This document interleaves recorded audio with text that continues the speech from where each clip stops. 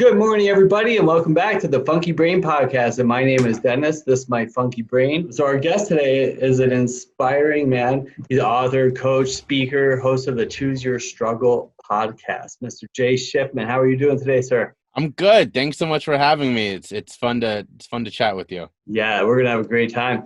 One of the things, so in reading a lot on your website and talking to you previously, I see that you're dedicated to breaking down the walls of stigma and denial surrounding mental health issues and addictions that affect, I would say the majority of the American population have addictions on some level. And I do a lot of coaching around addiction recovery, alcoholism, but addiction on any level, whether it's pills, opiates, food, porn, shopping, whatever it is, it's all up here. Of course, the main reason we connected originally was our addiction. And I'll let you talk about some of that. And maybe you can share some of your story about your mental health issues that are related to your addiction and how you got to where you are today. Yeah, well, I think number one, I want to thank you right off the bat for highlighting a really important topic that doesn't get a lot of focus. And that is that we all have sort of it might not be an addiction, but a over-reliance or even just a strong liking for something that, depending on what that subject is, can be seen as just perfectly fine, or in other cases can be seen as a major issue. And that's where stigma comes in. Now, that's not to say, of course, that's not to say that some of these are not more extreme than others. I don't want to give that impression at all. But we all have that person in our life that goes to the gym like twice a day, right? And no one ever gives them, they might make fun of them a little bit, but no one ever says, oh, you're ruining your life, all the stuff we hear about, with drugs or alcohol. So in a sense that there is a strong addiction there. And I actually had someone on my podcast a little while back who their dad was like severely addicted to working out to the point where he couldn't hold down a job. He would skip family functions because he was doing 3-4 workouts a day.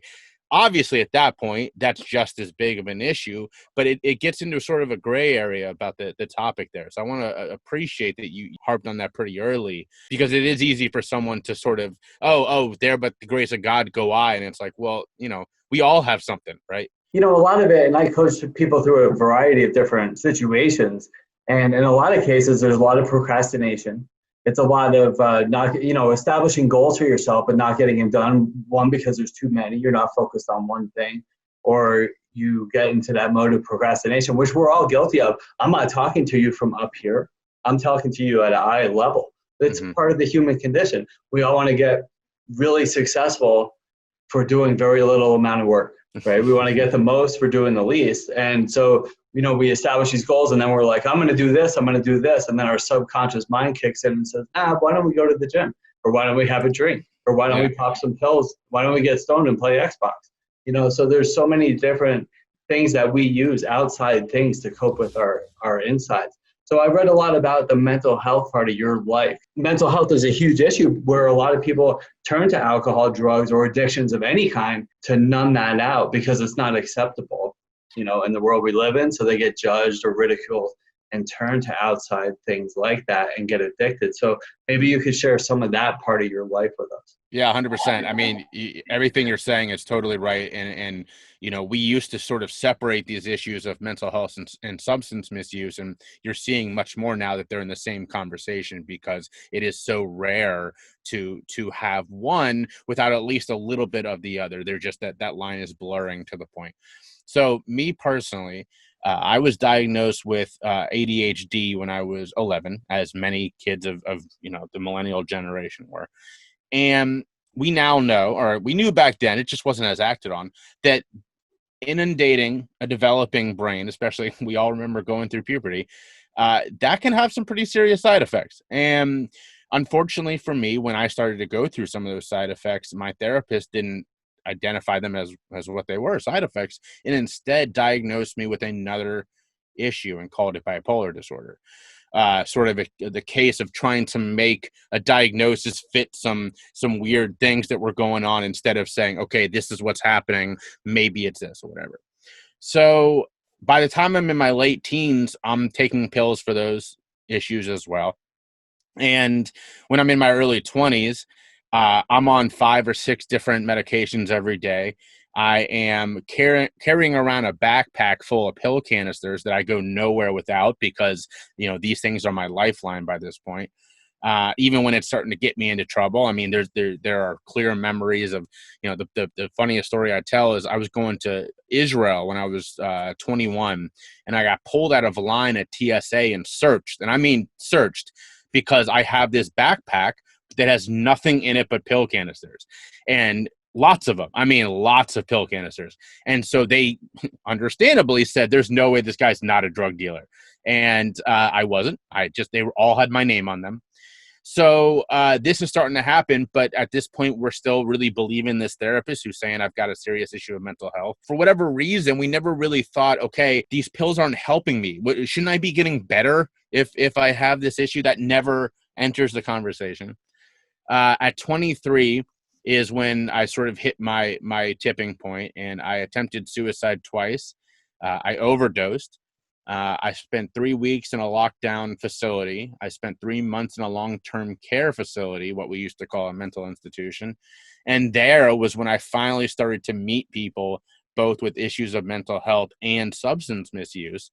And I started to go, man, I don't recognize what these people who are struggling with, bipolar and other similar issues are going through. But those people who are struggling with substance misuse, I know what that is 100%. And that's where I started to recognize that, okay, maybe the issue is not actually bipolar disorder. So that's where I finally decided to get off all these drugs. And I checked myself out of this long-term care facility and dedicated the next almost 4 months to going through detox and getting myself reborn without anything in my system. When you say you spent 4 months detoxing, was there outside steps you took, programs you went to, counselors, therapists? So here's where my story is a little bit different is that, I had this issue fostered on me by a therapist. And so I was a little nervous about trusting another therapist. And especially because in this long-term care facility, I had actually asked my therapist there, hey, let's try this together. I would like to get off my medication with your help. And I have the records from this facility because about 1.5 years ago, I got the lawyer to sign off and help me get these records. And it's amazing to read about the day I walked in there and his response, which is that, he's hearing what I'm saying, but he's only in favor of this if the goal is to get me off of everything and then restart on new medications. And that's not what I wanted to do. I wanted to try to see who I was for the first time in almost 15 years without medication. So that's why I checked myself out, is I wanted the opportunity. So I did have a therapist sort of in my ear telling me, okay, you're on so many pills. If you try to just stop all of them too quickly, you'll go, through withdrawal and die.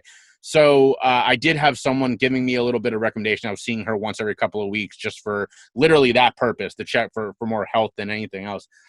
I did approach an AA group. This was in the middle of nowhere, Arizona, so they were the only game in town. And, this is in 2010, before the opioid crisis. And quite frankly, they were like, what are you doing here, kid? And so, no, I did this completely on my own in that respect. Just, living in my grandparents' spare bedroom, going through some pretty agonizing detox for about 4 months, and finally was able to get over it.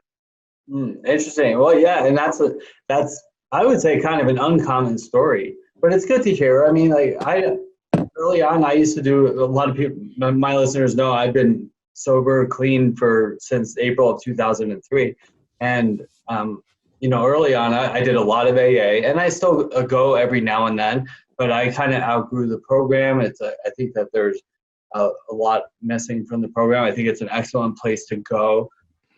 There's a number of incredible benefits to going. The foremost for me, in my opinion, is the fellowship. It's about being surrounded by other people instead of trying to sit in your bed by yourself, trying to figure life out, because that's what got me sick. That's what got me on drugs, pills, alcohol, or if you're not an alcoholic or a drug addict, overeating, whatever it is. When you sit around and try to think through your problems and figure it out by yourself in isolation, that's when you can really get sicker. You can remove your addiction, your physical addiction, and end up with committing suicide. So I think the best part about it is really the fellowship. Can I actually piggyback? Because I 100% agree with you, and I want to make this clear for all the listeners. I do not recommend, even to clients today, that they go through this thing alone. And I co-sign exactly what you're saying. I wish, that there had been an opportunity for me for a similar sort of thing when I was going through this. And that's one of the reasons I do coaching now, is that I never want anyone to go through what I went through. And so I 100% co-sign with what you're saying. And while I love what you said, that there's a lot missing from AA and NA, I love that phrasing, because that's a great way to put it. There is a lot missing. That is an incredible benefit that I didn't have. And I really do think that I lost something because of that. And I was being interviewed about 6 months ago or so, and the person was a very strong AA person. And she said, "How did you do this without fellowship?" And I said, look, I don't know, and I don't want anyone else to have to do that either, which is why I wish that there were more groups that did that sort of thing like AA, that didn't have some of the things that are missing, or didn't have the strong religious bent, as someone who is not overtly religious. And the part that I really bumped on was the part where you had to admit that you had a problem. And look, that's incredibly important. And I 100% that I admitted that I was struggling. Where I was bumping up is I had people telling me that I had to admit that it was my fault. And as I've said many, many times now, maybe I could have gone through this experience and not developed the issues that I did, but this was a therapist that was fostering this sort of experience on me. And for me to then say that guy had no responsibility, it was all on me, I don't think that's the case. I think that there was a shared responsibility amongst a lot of people. And it's not a blame thing. I've let go of that a long time ago. But there was definitely many factors at play with my experience. I think it's about accepting responsibility for where you are now, and you said an important word, blame. Like, I don't blame, complain, or accuse anybody of anything, because if I do that, then I'm saying in order for me to be happy, to have inner peace and be successful, I have to wait for you to change. Definitely. And that's not going to happen. So I think that's what that means, is like, I just have to accept responsibility for my circumstances now. Because now here's where I am now, and from here I can grow, or here I can do whatever I want and be whatever, as long as I'm not drunk, stoned, on some kind of drugs or whatever. So I'm free to be me. I think that's what that means. There's something from your website that I really loved. It was that story. And I would like for you, maybe you can share that for us, about a man who falls into a hole. And if you can't remember it verbatim, I know the story very well, and I tell it to people all the time. So I love it, and I love for people to hear that. Yeah, that's a great one. And I got it from the TV show The West Wing. Big West Wing fan. There was a character on The West Wing, Leo McGarry, who is in recovery from alcoholism. And that's his explanation when another character is struggling. And it goes like this. I mean, there are very many different variations of it, but the version I tell is, a guy's walking down the street and he falls in a hole. And, first a college professor walks by and he says, "Professor, I fell in this hole." And he says, "Great. Here's a book on, philosophy on how not to fall in holes. Make some time with me and we'll talk about it on Monday." And he walks on without helping him. And then a doctor walks by and he says, "Doctor, I fell in this hole. I can't get out." And the doctor says, "Great. Here are 2 prescriptions on what to do when you get out of the hole. Take those and call me in the morning," and walks on. And then the third person is a friend. And he says, "Hey, buddy, I fell in this hole." And the friend looks down at him and he jumps down in the hole with him. And the guy in the hole goes, "What the hell are you doing? Now we're both down here." And the friend says, "Yeah, man, but I've been down here before and I know the way out." Yeah, and it's such a powerful story. And it goes to what we were just talking about with the fellowship and not isolating and trying to figure it out by yourself, because that's when you get stuck, And when you surround yourself with people that are there to help you instead of hurt you, if you continue to surround yourself with the people at the bar or the people that give you drugs or whatever it is, the people that are keeping you unhealthy, you're going to continue to be unhealthy. But when you surround yourself with people that are similarly minded, that have your best interest in mind, they're going to help pull you out of that hole. And that's why you and I do what we do, the coaching, the author, the writing. I do this podcast. I don't make any money doing this. I'll tell you that right now. I do this because if I can I almost died hundreds and hundreds of times. Hundreds, literally. And I can document those. But if I can keep one person from being miserable or unhappy or depressed, or keep them from killing themselves or killing somebody else or whatever, That's my goal. That's why we do this. 100%. And I'm with you on, as a podcast host and all this. If I didn't love this work, it wouldn't be great because, it's long hours. Sometimes it's stressful. It's not making a lot of money, but I always quote this. There's an Eminem line on one of his songs where he says, if one kid out of 100 million is going through a struggle and feels that he can relate, that's great. And that's why, I do this, is that if that one person hears it. So it's easy if you're not doing it for the right reasons to get caught up in the numbers, looking at how many people are listening to my podcast or how many people are checking out my Instagram, all that kind of stuff.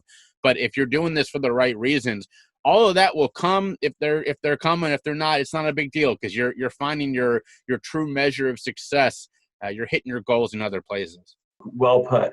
So what are you doing nowadays to continue your walk in recovery, to keep you, healthy, sane, happy, successful, and grounded? Definitely. So I think like you, I find a lot of my own personal fulfillment in helping others. I mean, I definitely see that in you in spades, that a huge part of maintaining sort of a good positive mind is knowing that you are having an impact on others. And if there's ever a good billboard for not going back to where we were, that person who says thank you, I'm good, man. What do I need to do all that other stuff for? If I've got that person saying, hey, this is what you mean to me, I'm set. So that's a big piece of it. But also, I do a lot of mindfulness practices every day just to keep me in a good, centered and grounded place. I think that's incredibly important. Whatever works for you. I mean, it's sort of the same thing. We've been taught for a long time that meditation equals mindfulness and mindfulness equals meditation. Look, if you're a meditator, that's awesome. Congratulations. There are a lot of different ways to practice mindfulness, and I think that the best one is the one that works for you. Interesting. Yeah, that's well put too. But I think it is important to develop a new program because the old way of thinking, my old way of acting, which goes back to when I was a child, we started developing these harmful beliefs and behaviors when we're little kids. And then you fast forward 20, 30, 40 years, and we're still doing those old behaviors, and then we're continuing to stay sick. So it's about to go in and removing those unhealthy behaviors. And then you can add in healthy behaviors like meditation, journaling, having a coach to guide you through some of the processes to help you realize why you're behaving the way you did or abusing this, that, or the other. But something you said is really important, I think, and that's the, getting out of ourselves. And, if somebody says thank you, because they're really the root of our problem, it really comes down to selfishness, right? Mm-hmm. And I'm not saying selfish, like that's my toy, give me my toy. But it's like, I'm thinking about me most of the time because I'm the most important person here. And as long as I'm doing that, I continue to worry, and I continue to live in fear and frustration, resentment sometimes. But when I step out and help somebody, I'm not thinking about that. And then the things that I'm worried about kind of just fall into place. I love that you separated from that, that's my toy selfishness. But if you are in business, right, we're taught that we got to be checking out what our competitors are doing, making sure we're outpacing whatever. But when you're doing that, that's exactly what you're doing. You're getting into, oh, this is my space, this is my toy, get out of my sandbox or whatever.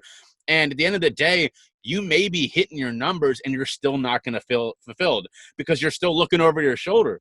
When at the end of the day, there is so much room here and there is so much that needs to be done that if you're spending any time worrying about what other people are doing, where they're succeeding and where you're failing, the only person that's losing in that scenario is you and the people you could be helping. So I definitely think that there are times where I find myself going, oh man, that person that I look up to is doing so much better. But then I got to pause and check myself. Okay, where is that feeling coming from? And it's nothing to do with them. It's 100% has to do with me. And where is that coming from in my own mind? And how can I make sure I get down into what the base of that feeling is and eliminate that, because nothing good comes from feeling that way. Yeah, and that's very important to get down to the root cause of the problems.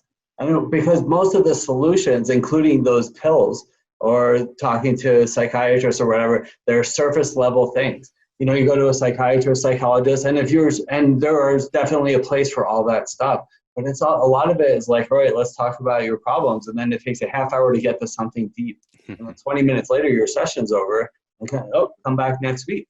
Right. Right. And what about homework? What about like, let's start journaling. Let's start finding out these, I give exercise, written exercises.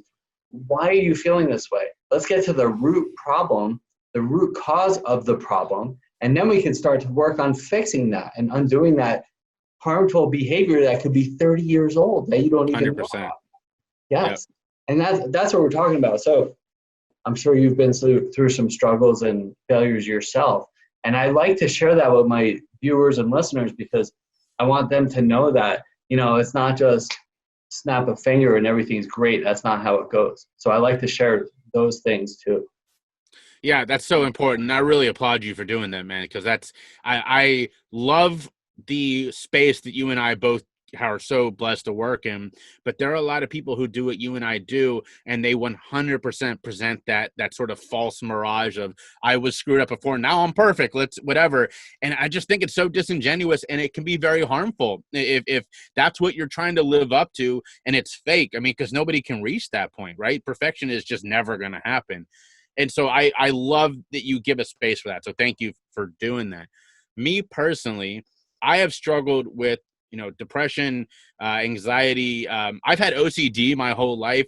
These are things that I still struggle with, but there's a difference between having that be the sort of things that are taking over my life like they were when I was, at my worst, and now where it's, do I always have a perfect handle on them? Of course not. Of course not.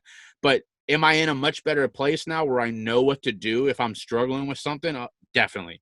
And so, I had a pretty strong depression period last fall. Lasted, a couple of weeks where I just was really struggling. And it took some work of, the get out of bed kind of stuff. I never got to that point, but it definitely was more effort every day, and people who struggle with depression can 100% sympathize with that. As far as the anxiety and OCD, it's a lot of it is the mindfulness. And I mean that in two ways. It's the practicing mindfulness to be aware of it or to work on it, but it's also the mindfulness of being aware of it in the first place.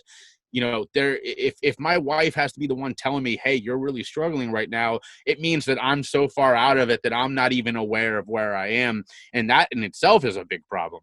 So it's sort of the two pieces. It's being vigilant, but also having tried and true methods in place so that when I am in that spot, I know what to do and I'm not just drowning in it. Because that's where you start to lose. It is, and then I think an important piece there, and kind of what you were touching on, is awareness. Yeah. Right? So it's bringing like, I'm now aware that if I am off, and that's where the Funky Brain podcast comes in. It's my funky brain, right? Yeah. So I don't know. Sometimes I'm like, I got the world by the balls. I wake up, I hit the ground running, I'm smiling, laughing, telling jokes, and then the next day I could wake up and be like, why is the world crumbling on top of me? And nothing changed. So it's my brain. So I think the idea is to have that awareness that that's what's going on. None of it's real. It's just my thoughts. So now, like you said, mindfulness, I'm bringing these tools that I have now to the table to help calm me down and redirect my thinking. Because my thinking is the problem. My drugs, my alcohol, my food, that's not the problem. That's what I'm using to cope with my problem, which is my thinking in most cases. That's so perfectly said, man. And I gotta say, just from the little time I know you, I find it hard to ever imagine you not sort of this jovial person, but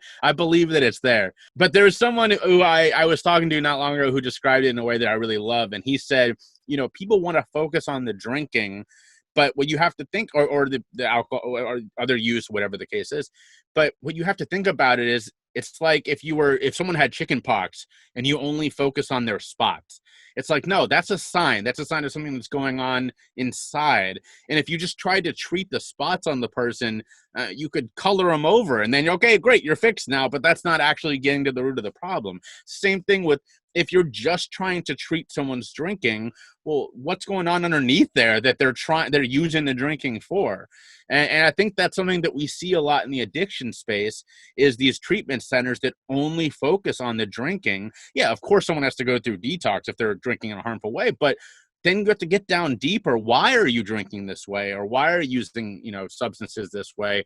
And if you're not doing that, all you're doing is treating the spots. You're not treating the chicken pox. Yes, and in addition to that, it takes time. And remember, it's 100 miles into the woods and it's 100 miles back out. But what I say is that the 100 miles back out, it doesn't have to take as long or be as painful, right? There's Yeah. ways to enjoy your life along the way, so it's not such a struggle. Definitely. I love that because, we see in movies all the time, right? The person's going through substance misuse and then they go to detox and then they're great. Everything's fine. And that is just not how it works, man. Like 5 years after I entered recovery, I was still sort of rebuilding. You know what I mean? But we don't see that focus of, okay, you're out now, you're halfway into the woods, but coming back is still a trek. And we need more people to understand that expectation of it's going to take a while and it's going to take a lot of hard work. But as you perfectly said it, once you clear or get to that clearing, coming back can be way more enjoyable even while you're putting the work in. And I love your analogy of the movie thing. I mean, what we see, in media, social media, movies, some movie star goes to rehab for 30 days and they get out and have a job and a Maserati and everything's okay. That's just not reality. So it's good that we're putting these myths to rest. So here's a good question to start to wrap things up here. It's like, tell me, what's something that people misunderstand about you, about Jay? Well, I first off, I want to say I love that you put words to this earlier, but I'm the same way, is that a lot of people don't recognize, who the person is when the camera's off or when I'm not doing this sort of thing, is that there are days, like you perfectly said, where I wake up and it just feels like everything's off. And those days are a slog, man. And if you didn't know better, like I've had friends ask me, like, how are you so chippy all the time? It's like, well, I mean, thank you. Also, you don't see me on the days that I'm not, you know what I mean? So that's definitely part of it. And I think social media is 100% to blame for increasing that unawareness, is that, we don't stop and remember this isn't real life, right? For every person who is putting on honest, hey, things are shitty right now on social media, there are 99 that are never saying anything like that, right? And so when I see something like that, I try to go out of my way to say thank you for sharing this, because we need more people willing to say, hey, I most of the time I post all the good things. Let me tell you something not so great, right? We need a more honest conception of somebody's life. So I think that's part of it, is that, that even though I try to be much more authentic, I think is the better word for it. There are days that I'm not, I'm not that person. I'm just a normal dude who's struggling that day. And I think that's awesome awareness too. And I think for other people to understand, when you look at Facebook, LinkedIn, whatever you're looking at, that's a highlight reel, right? That's what that is. It's a highlight reel. So people are focused. Look where I am. Look what I'm eating. Look at my new clothes. Especially, it's really harmful for women's body images and stuff like that. But it's like, but before that picture, they took 100 pictures to get that perfect picture that makes you look skinny and leaner and better, or happier, whatever it is. You have to look through at least 10 pictures to find that one that you want everybody to perceive you as. So, pay attention to what you're looking at, watching, and listening to. And when you wake up in the morning, what's the first thing you're doing? If the first thing you're doing is turning on Facebook to see what Trump is doing or some other politician who's not helping you or hurting you at all, it's all bullshit.